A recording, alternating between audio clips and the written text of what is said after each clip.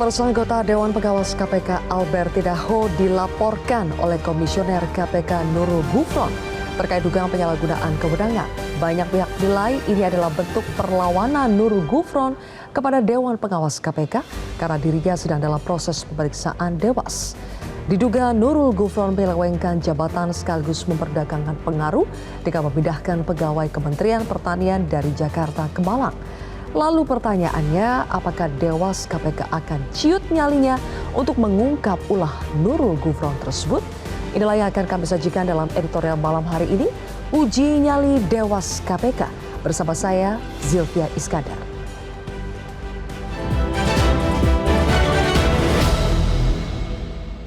Uji Nyali Dewas KPK.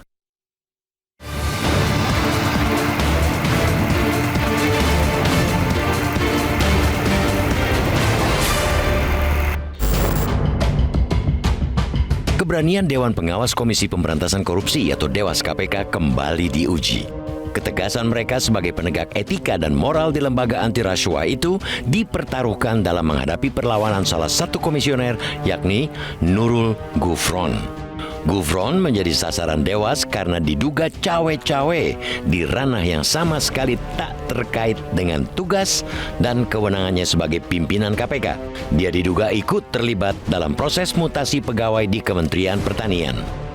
Kalau kemudian Dewas menduga ada pelanggaran etik yang dilakukan oleh Gufron, itu wajar, sangat wajar. Jika ada yang meyakini langkah konyol Gufron ada apa-apanya, ada sesuatu di baliknya, itu juga normal, sangat normal. Yang tidak wajar, yang tidak normal, ialah alih-alih menyadari kekeliruan lalu meminta maaf, Gufron malah melawan. Dia melaporkan anggota Dewas KPK Albertina Ho ke Dewas atas dugaan penyalahgunaan kewenangan karena meminta hasil analisis transaksi keuangan mantan jaksa KPK Taufik Ibnugroho. Menurut Dewas, langkah Albertina itu bukan atas nama pribadi tapi atas nama Dewas dalam rangka pengusutan pelanggaran etik terhadap Taufik yang diduga memeras saksi. Belum cukup, Gufron juga melaporkan Dewas ke Pengadilan Tata Usaha Negara atau ke PT UN. Dalinya, Dewas menyalahgunakan wewenang karena mengusut kasus dirinya yang terjadi Maret 2022 dan sudah kadaluarsa.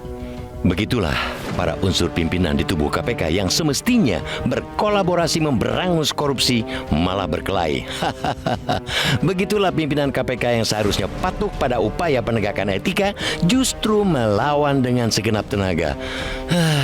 Apapun alasannya, menyalahgunakan kewenangan adalah kesalahan. Apapun dalinya menjual pengaruh adalah kekeliruan.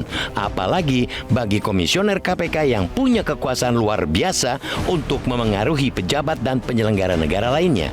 Tidak ada tempat di KPK bagi pemimpin berjenis itu.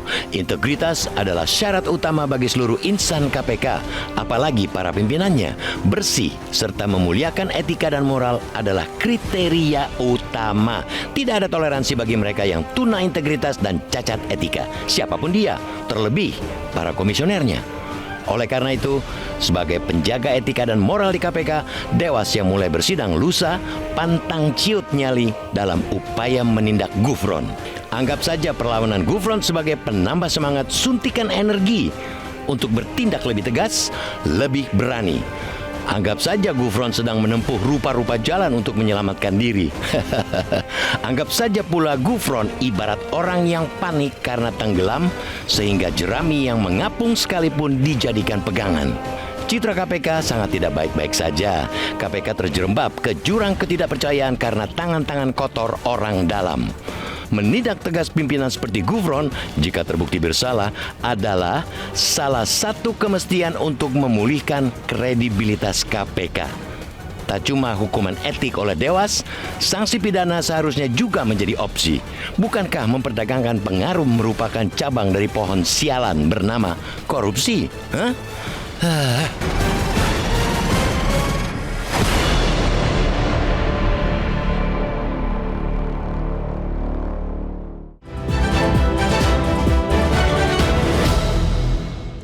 Uji nyali Dewas KPK, itulah yang menjadi topik editorial malam hari ini dan saya akan membahasnya bersama dengan Dewan Redaksi Media Group. Sudah ada Bang Gaudenzio Suardi, selamat malam.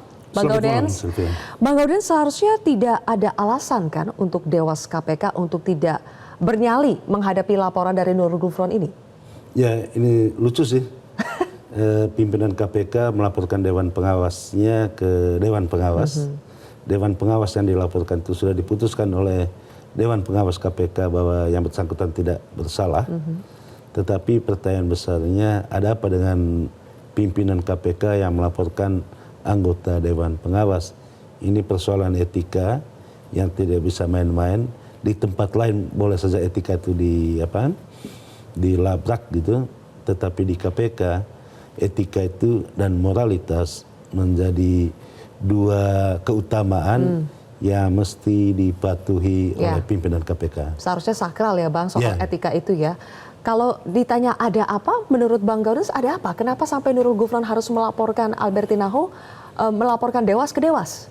Ya, tentu ada peristiwa lain di mana yang bersangkutan Gufron akan diperiksa oleh Dewan Pengawas KPK pada hari Kamis 2 Mei. Itu berarti 2 hari lagi akan diperiksa.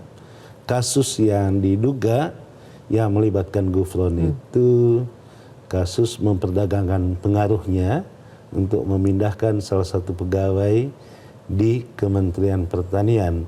Laporannya pada 2022, kasusnya pada 2022, dilaporkan ke Dewan Pengawas KPK itu pada Desember 2023 dan baru disidangkan Gufronnya pada 2 Mei 2023. Gufron beranggapan bahwa kasus ini sudah kedaluarsa, tetapi kita harus katakan bukan soal daluarsa atau tidak, tapi substansi laporan itu yang terkait dengan etika yang harus ditegakkan. Kapanpun itu dilakukan, etika itu tidak mengenal daluarsa sih. Iya, baru akan disidangkan di 2 Mei 2024. Tadi memang dalihnya kasusnya sudah kadaluarsa, kemudian juga ditempuh juga Bang Gaudens lewat PT UN. Nah, apakah ini tidak membuat kasus ini semakin melebar kemana-mana atau upaya perlawanan Nurul Gufron ini semakin kemana-mana sehingga pada akhirnya merugikan citra KPK? Ya, menggunakan segala cara untuk mempertahankan diri justru menimbulkan pertanyaan lebih jauh, ada apa dengan Gufron ini? Itu yang harus dijawab oleh Dewan Pengawas KPK. Karena itu jangan pernah kecil nyalinya, harus nyali itu harus kuat untuk menyidangkan kasus Gufron. Kalau memang terbukti salah, jangan pernah ragu-ragu untuk menjatuhkan sanksi yang berat. Oke, baik, kita akan dengarkan Bang Gaudens ada pernyataan dari Dewas KPK Albertina Ho yang merupakan orang yang dilaporkan oleh Nurul Gufron ke Dewas. Kita akan simak pernyataannya berikut ini. Itu meminta untuk memindahkan salah seorang pegawai dari Kementerian Pertanian di pusat ini ke Jawa Timur, ke Malang. Tapi benar tanggal 2 Mei nanti sidangnya dimulai? Ya, betul, tanggal 2 Mei ya. Bu, Ibu terganggu nggak dengan adanya pelaporan atau semacam? Saya tetap melaksanakan tugas saya seperti biasanya, karena saya yang dilaporkan itu pun saya kan dalam rangka melaksanakan tugas. Ada surat tugasnya semua. Ya. Jadi saya tetap melaksanakan tugas seperti biasa. Ya, tidak terganggu, tetap melaksanakan tugas. Bang Gaudens, apakah ini aneh sebetulnya? Ini yang dilaporkan adalah sosok personal Albertina Ho, bukan Dewan Pengawas KPK-nya. Dan dilaporkannya juga ke Dewas KPK. Ya, justru tambah anehnya KPK sekarang ini tidak fokus pada pemberantasan korupsi, di mana indeks persepsi korupsi di Indonesia itu menurun terus. Berbagai hasil survei juga menyebutkan tingkat kepercayaan masyarakat terhadap KPK itu turun terus. Tetapi pimpinan dan anggota pegawai di KPK itu ada yang sedang bermasalah hukum ke mantan ketuanya, sejumlah pegawainya itu juga terlibat persoalan etika, pimpinan lain juga terlibat etika. Pertanyaannya, mengapa tidak fokus di dalam mengembalikan fungsi untuk memberantas korupsi? Malah sekarang ini pemberantasan korupsi lebih bernyali di Kejaksaan Agung misalnya ketimbang di KPK. Kita harus katakan kembalilah kepada fungsi awal hai KPK. Sekarang bukannya saling berkolaborasi dalam melawan korupsi ya, seperti yang disebutkan di narasi editorial tadi, malahan saling berkelahi. Nah, Bang Gaudens, dengan keadaan seperti ini sebetulnya yang paling dirugikan siapa, Bang? Ya tentu saja bangsa ini yang dirugikan. Mengapa dirugikan? Karena tugas KPK yang digaji oleh rakyat untuk memberantas korupsi, melupakan tugasnya, lebih sibuk mengurus dirinya sendiri, lebih sibuk melanggar etika daripada menjalankan tugasnya. Pertanyaannya, untuk apa KPK diadakan, dihadirkan, kalau tidak untuk memberantas korupsi? Jangan sampai ketika tingkat kepercayaan masyarakat itu terus menurun kepada KPK, pada saatnya masyarakat mengatakan lebih baik bubarkan KPK saja. Oke, baik, nanti kita akan lanjutkan lagi Bang Gaudens, tapi kita harus jeda terlebih dahulu pemirsa. Editorial Malam masih akan kembali sesaat lagi.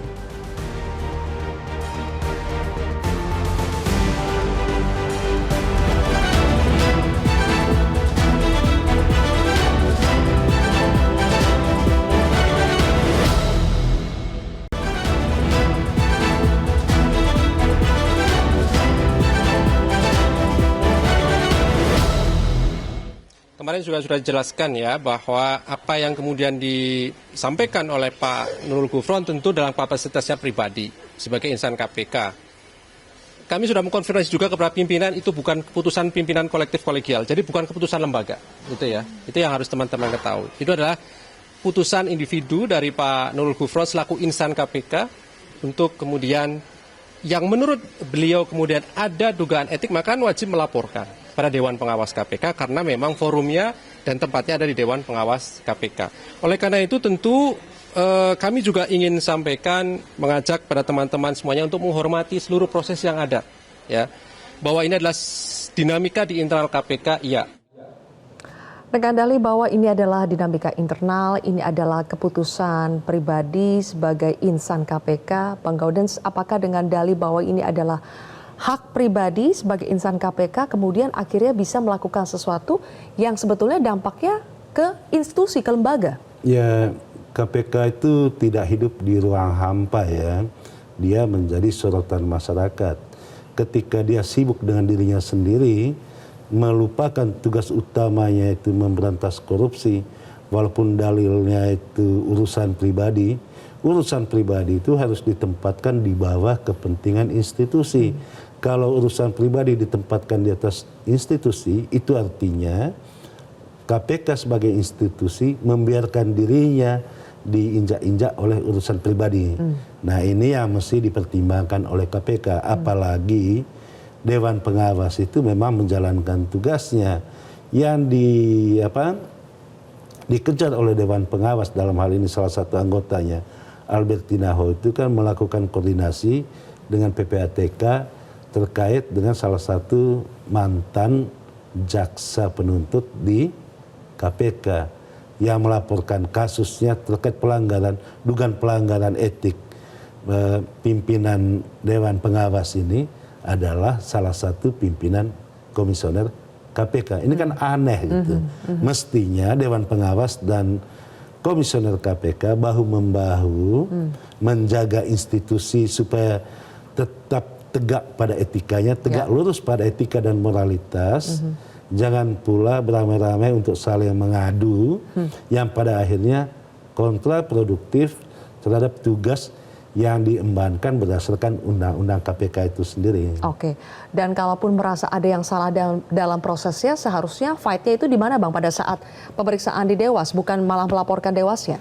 Ya datang aja tanggal 2 itu kan diperiksa tanggal 2. Datang aja tanggal 2. Oke. Kalau memang salah ya dikasih tindakan. Gitu. Ya. Bang Gaudens, kejadian yang kita saksikan ini bukan hanya ini saja, tapi sebelum-sebelumnya atau bisa dikatakan pada saat kepemimpinan KPK angkatan ini yang waktu itu ketuanya adalah Firly Bahuri, sepertinya kita menyaksikan masalah demi masalah bertubi-tubi datang kepada KPK. Paket lengkap sepertinya, Bang Gaudens. Ada apa ini, Bang? Ya memang KPK kali ini kita katakan fenomena dari satu masalah ke masalah lain. dia terlilit oleh masalah, tidak pernah mampu keluar dari masalah. Mulai dari masalah yang melilit ketuanya, juga masalah yang terkait dengan pegawai KPK, dan sekarang pimpinan. Ada pimpinan yang ketika kasusnya diperiksa di Dewan Pengawas mengundurkan diri, sehingga masalah etiknya diberhentikan. Itu kan terkait dengan dugaan mendapatkan gratifikasi ya. Nah, sekarang ini terkait dengan dugaan memperdagangkan pengaruh yang dilaporkan ke Dewan Pengawas KPK terkait dengan Gufron ini, mestinya juga ya Gufron hadapi saja gitu tanggal 2, dan pimpinan Dewan Pengawas KPK jangan ciut nyalinya untuk mengusut tuntas kasus ini. Kalau ditarik lebih ke mencari akar permasalahannya, Bang Gaudens, apakah ini karena proses berawal dari revisi Undang-Undang KPK, sejak saat itu kita melihat seperti ada pelemahan, baik itu dari luar maupun internal KPK? Ya, undang-undang itu kan hanya salah satu instrumen. Ketika mencari calon pimpinan KPK itu, salah satu syarat utama itu soal integritas dan moralitas. Nah, integritas dan moralitas itulah yang kian menjauh dari pimpinan yang ada sekarang ini. Dan apakah kita harus mengatakan itu salah dalam proses rekrutmennya atau bagaimana, Bang?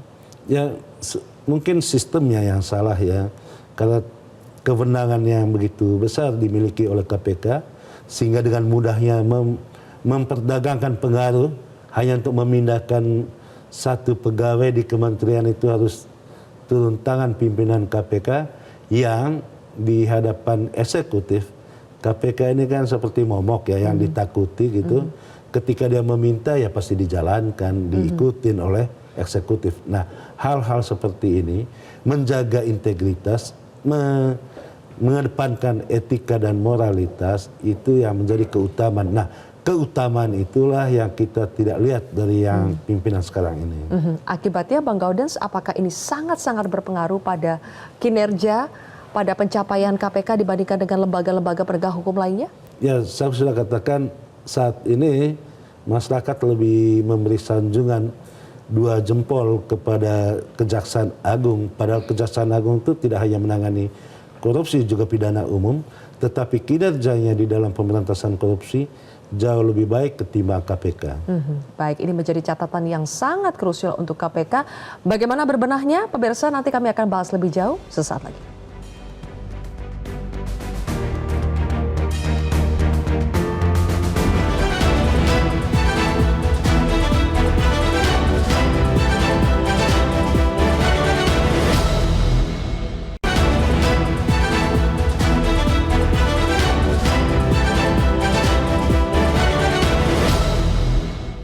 Ya, seperti biasa pemirsa, Editorial Malam melakukan polling di akun media sosial kami. Ada di akun Instagram @metrotv. Pertanyaannya, mampukah Dewas KPK memberikan hukuman tegas kepada pimpinan KPK jika terbukti bersalah? Dan 62% netizen mengatakan mampu memberikan hukuman tegas. Sementara itu, kalau polling di akun X @metrotv, ini sepertinya demografinya berbeda ya. Yang menjawab tidak mampu justru jauh lebih banyak, 89% merasa bahwa Dewas KPK tidak akan mampu memberikan hukuman tegas kepada pimpinan KPK jika terbukti bersalah. Bang Gaudens, kita sudah pernah melihat beberapa kali Dewas KPK memberikan sanksi kepada komisioner KPK maupun kepada pegawai-pegawai KPK. Ada yang puas, ada yang tidak puas. Tapi untuk kali ini jika terbukti bersalah dan itu dilakukan oleh seorang komisioner KPK, apalagi ada yang mengatakan ini sebetulnya bisa masuk ke ranah pidana. Apakah seharusnya Dewas betul-betul bertindak sangat hati-hati dan bersikap tegas, Bang? Ya, bisa dikatakan mampu. Tadi yang pertama ya, polling yang pertama itu disebut mampu. Mampu memberikan sanksi, tetapi apakah sanksinya itu sepadan atau tidak, itu ya terkonfirmasi pada survei yang kedua. Mengapa? Karena memang dalam rekam jejaknya pemberian sanksi itu tidak memberikan efek jera. Ada pimpinan KPK berkali-kali diberikan sanksi, tapi pada akhirnya sampai yang bersangkutan mengundurkan diri karena terlibat kasus dugaan pemerasan. Itu sudah terbukti. Ada yang di tengah jalan pimpinan KPK mengundurkan diri, kasus dugaan gratifikasinya tidak ditindaklanjuti oleh Dewan Pengawas KPK, sehingga dikatakan tidak ada harapan akan kemampuan Dewan Pengawas untuk memberikan sanksi. Jadi dua polling tadi itu bisa dipahami. Ya, iya. Berarti ada dua soal ya Bang, memberikan sanksi saja tidak cukup, harus kita lihat sepadan atau tidak. Dan beberapa kali dalam beberapa kasus apakah Dewas belum cukup membuktikan kalau mereka betul-betul bisa tegas dalam memberikan sanksi yang sepadan? Hanya memberikan sanksi tapi tidak menimbulkan efek jera, sehingga pimpinan yang berkali-kali melakukan dugaan pelanggaran etik pada akhirnya terjerumus pada kasus pemerasan dan akhirnya mengundurkan diri dari pimpinan KPK. Kalau begitu Bang Gaudens, ini kan muncul lagi pertanyaan.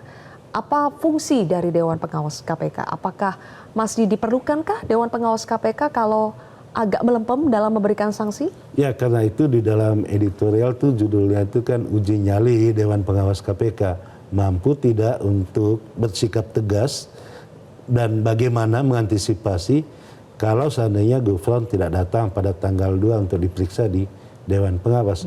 Kita mendorong Dewan Pengawas KPK, tunjukkan taringmu supaya lembaga KPK itu benar-benar dipercaya oleh masyarakat. Belum telat ya itu Bang? Belum telat sih, karena itu setidaknya ada 3 usulan yang bisa kita sampaikan.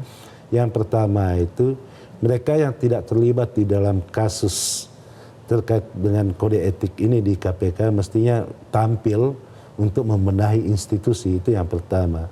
Yang kedua, pimpinan politik mestinya juga turun tangan untuk ikut membenahi KPK, karena KPK ini memang bermasalah gitu kan, sangat bermasalah. Yang ketiga, harus ada kesadaran yang mundur saja kalau bermasalah.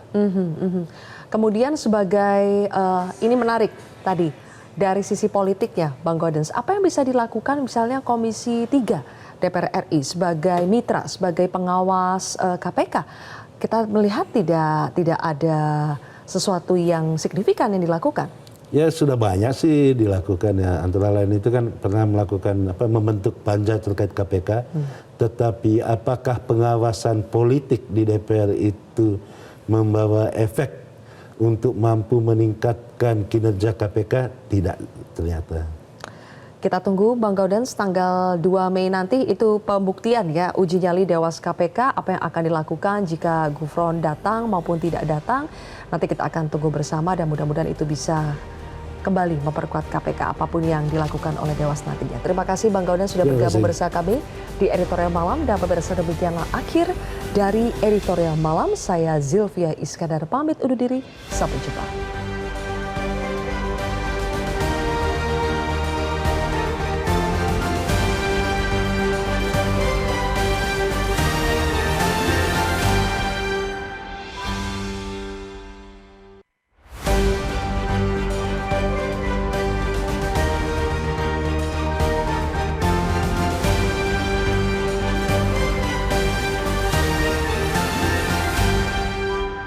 Jelajahi cara baru mendapatkan informasi. Download Metro TV Extend sekarang.